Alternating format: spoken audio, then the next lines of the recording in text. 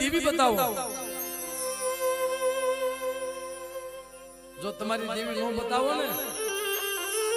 આ તો મેલી બજારનો ભરેલો હતો ઉડતા પંખી પાડતો હતો સાહેબ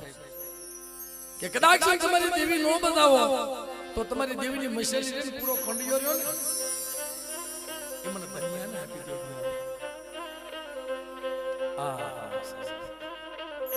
એમાં ગામડે મારી નાચની દેવીનો લાગ લેતો જાય